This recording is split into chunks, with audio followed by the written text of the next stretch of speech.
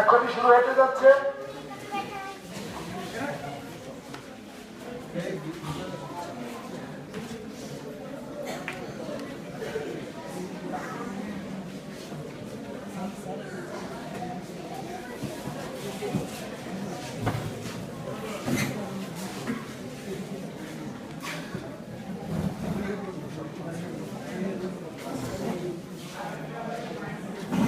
প্রথমে বৃত্তি গ্রহণ করার জন্য আসবে। আমি যারা বৃত্তি নিতে আসবে এখানে মঞ্চে তাদের উদ্দেশ্যে বলছি, তোমরা মঞ্চের দক্ষিণ পাশে দিয়ে উঠবে মঞ্চে, এবং তোমার বৃত্তি তুমি গ্রহণ করার পর উত্তর পাশের যে সিঁড়ি আছে ওই সিঁড়ি দিয়ে নেমে যাবে।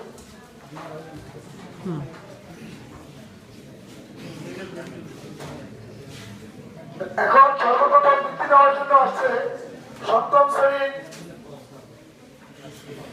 ক্লাস 3 মোহাম্মদ ইমরান হোসেন। মোহাম্মদ ইমরান হোসেনকে মঞ্চে এসে তার বৃত্তি গ্রহণ করার জন্য নির্দেশ দেওয়া যাচ্ছে।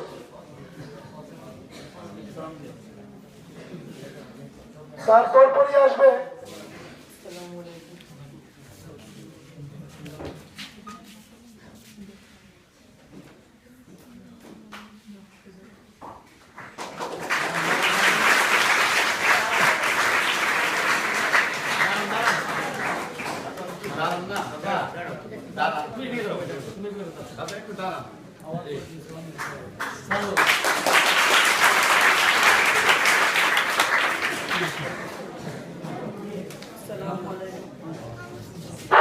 আমি যারা বৃত্তি পাবে এখানে নাজিব অ্যাওয়ার্ড যে সার্টিফিকেটটা আছে, তোমরা একটু কষ্ট করে সার্টিফিকেটটা আজকে এবং কালকের মধ্যে লেমিনেটিং করে নেবে। এটা কিন্তু তোমার জীবনের একটা পরম পাওয়া। তুমি মনে করো না এটা একটা সামান্য কাগজ যে আমার ঘরে নিয়ে রেখে দিলাম, ওই পোকায় কেটে ফেললো ফেলে দিলাম, এরকম কিছু না। এটা তোমার সারা জীবনের একটা গৌরবের সার্টিফিকেট যে তুমি এত সালে আকুবপুর স্কুলে সপ্তম শ্রেণীতে ছিলে, তোমার রোল নাম্বার এত ছিল। এই সার্টিফিকেটটা দেখলেই তোমার ডক্টর সামদানি ভাইয়ের কথা মনে হবে। সবসময় তুমি ওনার কাছ থেকে অনুপ্রেরণা পাবে।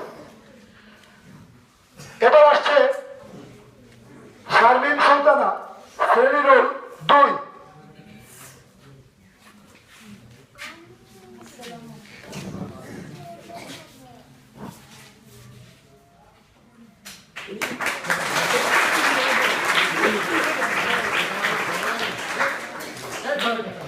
প্রাপ্ত ছাত্রছাত্রীদের উদ্দেশ্যে বলছি, তোমরা দক্ষিণ দিক দিয়ে উঠে একটু ক্যামেরার দিকে তাকাবে। ফটো সেশন হচ্ছে তো ওদিকে একটু তাকিয়ে চলবে। ধন্যবাদ শারমিন সুলতানাকে। এ পর্যায়ে আসছে সপ্তম শ্রেণীর ছাত্রী অর্পিতা চক্রবর্তী, শ্রেণী রোল 1।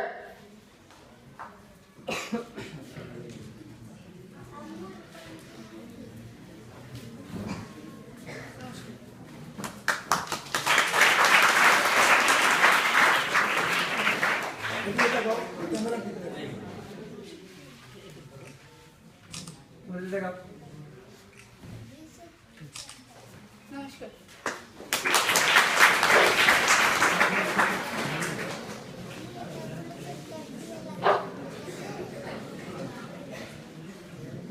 এখন যে বৃত্তিটি পেল অর্পিতা চক্রবর্তী, ও হলো এই স্কুলেরই শিক্ষক জনাব কৃষ্ণ পদ চক্রবর্তী। তার সাথে সাথে শেষ হয়ে গেল সপ্তম শ্রেণীর বৃত্তি প্রদানের অনুষ্ঠান। শুধু বৃত্তি প্রদানই নয়, বৃত্তির সাথে সাথে আমি কিন্তু বারবার বলছি, তোমার হাতে দুইটা জিনিস যাচ্ছে, একটা খাম আর একটা যাচ্ছে নাজিব অ্যাওয়ার্ড সার্টিফিকেট। তোমার খামটার চেয়ে কিন্তু এই সার্টিফিকেটটার মূল্য অত্যন্ত বেশি। এবার আসবে অষ্টম শ্রেণী হৃদয় চক্রবর্তী, শ্রেণী রোল 3।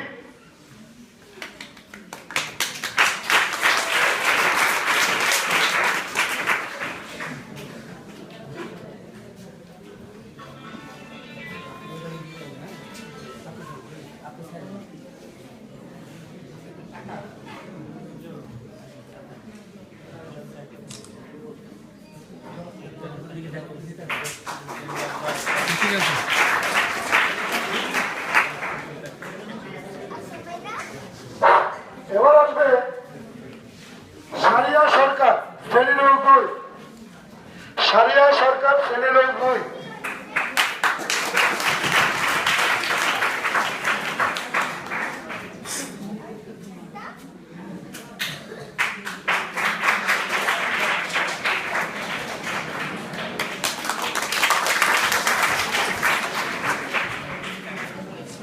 এবার আসবে শ্রাবন্তী রানী দাস শ্রেণীর এক।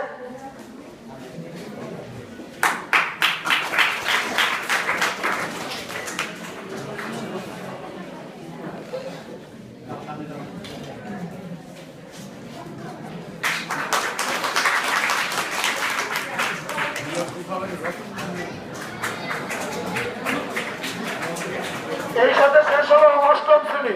আমি নবম শ্রেণীর বৃত্তি প্রদানের আগে একটি কথা শুধু বলতে চাই যে এই গোলাম চান্দানি ভাইয়ের সহযোগিতাটা ছাত্রছাত্রীদের প্রতি ওনার যে সহযোগিতার মনোভাব, এই মনোভাবে আমাদের কি হলো, আমরা কি পেলাম?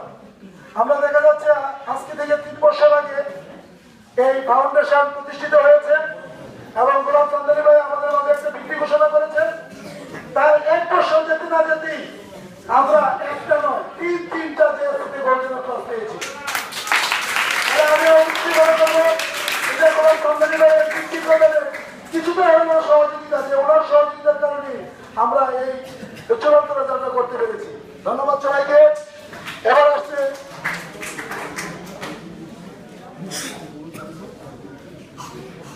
আরেকটু কথা বলতে যাচ্ছি।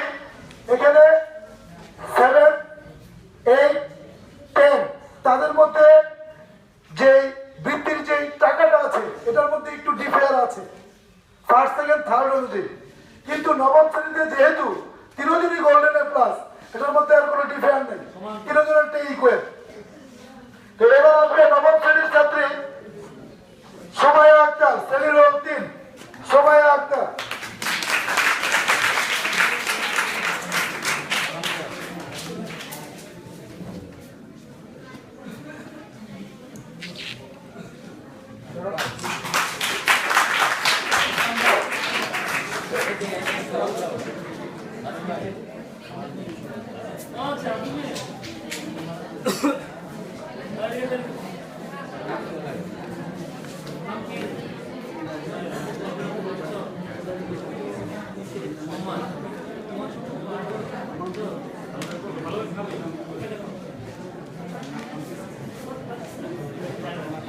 এবার আসতেছে সানজিদা আক্তার তুহারা রোল 2, শ্রেণীর 2।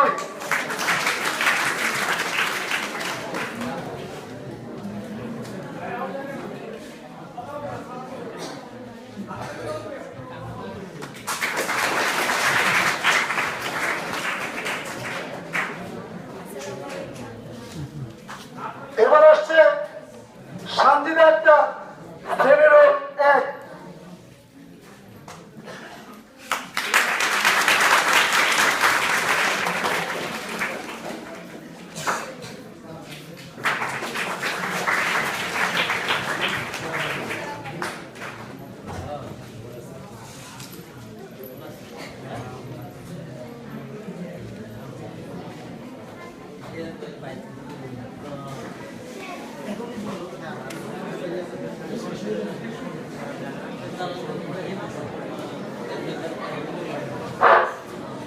এ পর্বে শেষ হয়ে গেল নবম শ্রেণী, এখন বাকি দশম শ্রেণী।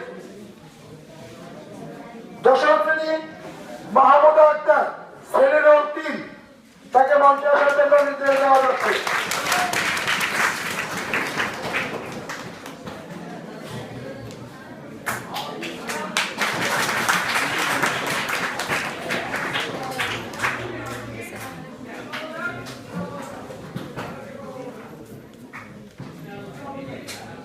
আকর্ষণীয় ব্যাপার আছে, থার্ড, ফোর্থ, সেকেন্ড বাইক।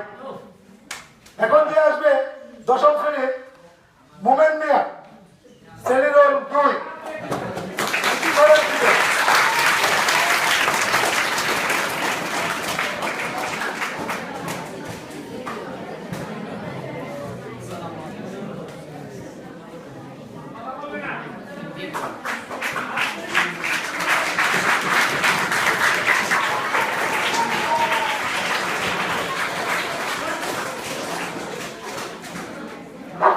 ছাত্রদের উদ্দেশ্যে বলছি, হাততালি দিবে, আপত্তি নেই এবং দেবি, কিন্তু কেউ টেবিলে সাপোর্ট দেবে না, সবাই হাততালি দেবে। এবার আসবে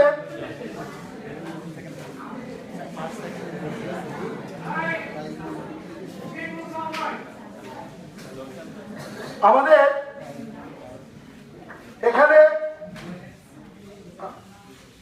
যে বৃত্তি প্রদান করা হচ্ছে, এই বৃত্তির সাথে আমি প্রথমে বলছিলাম নাজিব অ্যাওয়ার্ড সার্টিফিকেট সাথে একটি খাম আছে। তো এখানে প্রাইজ মানিটা আছে খামটার ভিতরে। তবে আমাদের এই অনুষ্ঠানে, আজকের অনুষ্ঠানে সবচেয়ে আকর্ষণীয় এবং সবচেয়ে বেশি প্রাইজ মানিটা যার ভাগ্যে জুড়েছে সে হলো ১০ম শ্রেণীর ছাত্রী সাবিনা আক্তার, শ্রেণীর ১। অ্যামাউন্টে ১২,০০০ টাকা, ১২,০০০।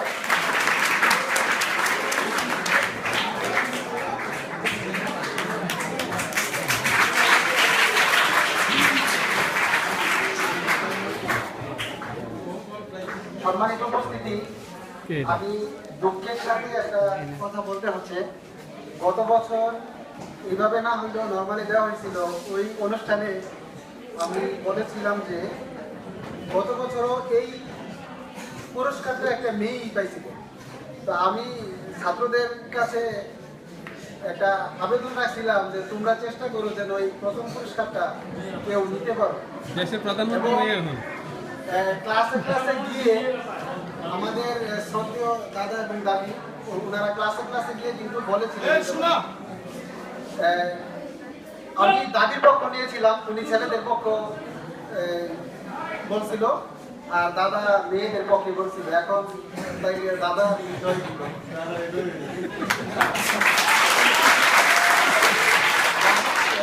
দাদির পক্ষ নিয়েও হেরে গেলাম আর কি। আমার কাছে খারাপ লাগলো বিষয়টা। আরেকটা ব্যাপার আছে, খারাপ ভালো এটা আসলে একটা বলা আর কি কথার কথা। এখানে যারা বৃত্তি পেয়েছো তাদের মধ্যে 80% হলো মেয়ে। 80% পার্সেন্টেজ করে দেখা গেল যে 80% মেয়ে আর 20% ছেলে।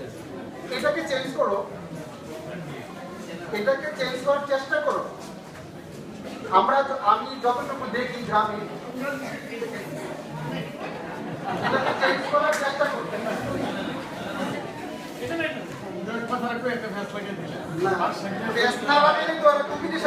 তারপরেও করে না।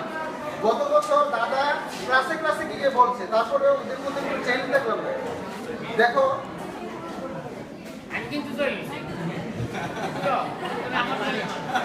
যাই হোক, তোমাদের মধ্যে কম্পিটিশনটা হোক, আমরা এটা চাই এবং আমরা যেন আগামী বছর দেখি যে মেয়েদের থেকে একজন হইলেও যেন ছেলেরা বেশি পায়। আমরা কি এটা তোমাদের কাছে আশা করতে পারি? ছেলেদের কাছে এটা কি আশা করতে পারি? হ্যাঁ, দেখে নেবো ইনশাল্লাহ। তোমরা এটাকে ওভারকাম করার চেষ্টা করো। আর মেয়েরাও চ্যালেঞ্জ রাখো, তোমাদেরকেও যেন এরা হটাইতে না পারে। তোমাদের কাছে ওই আশা আমি ব্যক্ত করলাম।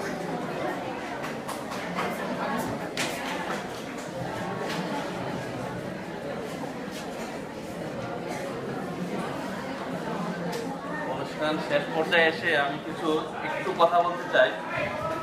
যে একটা কথা আছে যে একজন অনেক, আমি নামটা জানি না, শিক্ষিত লোক বলেছিল যে আমাকে একটি শিক্ষিত মা দাও। হ্যাঁ, নেপোলিয়ান, যে আমাকে একটা শিক্ষিত মা দাও, তাহলে আমি একটা শিক্ষিত জাতি উপহার দিতে পারবো। সো আমাদের কাছে এতটাই ভালো লাগছে যে মেয়েরা অনেক ভালো করছে, যেটা শুনে হয়তো ডক্টর গোলাম সামদানিও খুব খুশি হবেন যে মেয়েরা অনেক ভালো করছে। আমি এখানে দেখছি মেয়েদের উপস্থিতির হারটাই অনেক বেশি এবং ছেলেদের উপস্থিতিও কম না, তুলনামূলক আমার মনে হচ্ছে যে মেয়েদের উপস্থিতিটা বেশি। এবং আমি খোঁজ নিয়ে দেখলাম যে ক্লাসেও মেয়েরা অনেক বেশি। তার মানে পড়ালেখার প্রতি মেয়েদের যে আগ্রহ বাড়ছে, এটা খুবই আনন্দের বিষয় এবং জাতির জন্য একটা আনন্দের বিষয়। তো কিন্তু কম্পিটিশনের বিষয়ে এসে ছেলেরা একটু পিছায় আছে, এটা দুঃখজনক, কিন্তু কম্পিটিশনই, মেয়ে হোক ছেলে হোক। আমরা যেন ওইটা আবার পারিবারিকভাবেও না দেখি যে ছেলে হইলেই ভালো আর মেয়ে হইলে ভালো না। আমাদের সমাজে কিন্তু এই সংস্কৃতিটা চালু আছে এখনো, যেটা একজন মানুষ শিক্ষিত হলেই বুঝতে পারবে যে আসলে ছেলে মেয়ে বলতে পার্থক্য করার কিছু নেই। সেও মানুষ, একটা ছেলেও মানুষ, একটা মেয়েও মানুষ। তো এদিক দিয়ে আমরা পার্থক্য করবো না, এটা জাস্ট মজা করার জন্যই করা হয়েছে। আমরা উৎসাহিত হব ওইভাবে যে না, আমরা মানুষের মতো মানুষ হব, ছেলে হোক মেয়ে হোক। আমরা শিক্ষিত হব, ছেলে হোক মেয়ে হোক। আমরা কোনোদিনই ডিসক্রিমিনেশনে যাব না যে ছেলে অথবা মেয়ে। মেয়েকেও আমরা মেয়ের শ্রদ্ধার চোখে দেখবো, ছেলেকেও শ্রদ্ধার চোখে দেখবো, কিন্তু ওই ব্যাপারে যেন আমরা কোনোদিনই মজা করতে পারি, কিন্তু এটা নিয়ে যেন কোনো আমরা সিরিয়াসনেস না হই। তো এই ব্যাপারে এখন আমার বক্তব্য হলো, যারা পুরস্কারটা পায় নাই তাদের অনুভূতিটা কি বেশি খারাপ লাগছে নাকি না যারা পেয়েছে তাদের অনুভূতিটা অনেক আনন্দের? আমি যারা পায় নাই তাদের কি অবস্থা?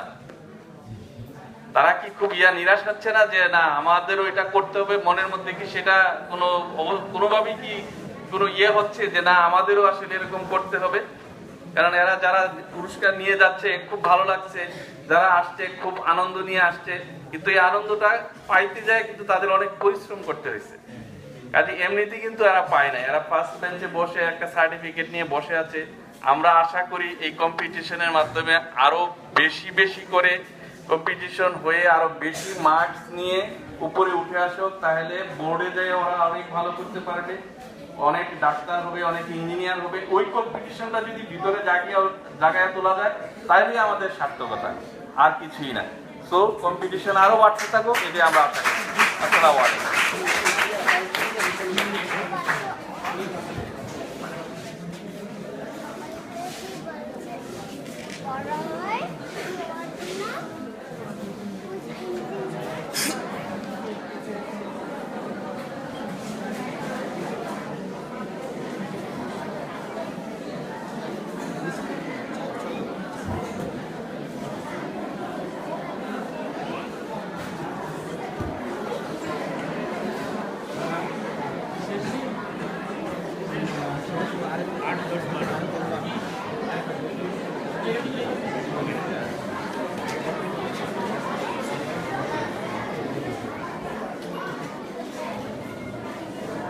আমি আরেকটা বিষয় বলতে চাই।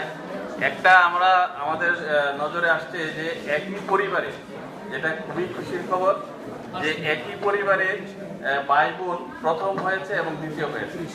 সেটা খুবই উৎসাহব্যঞ্জক, যেটা আমরা সবার কাছ থেকে আশা করি। ঠিক আছে, আরেকটা জিনিস আমি বলতে ভুলে গিয়েছিলাম। এই কারিগর এবং এদেরকে উৎসাহিত বা পড়ালেখা করানোর পেছনে যারা আছেন আমাদের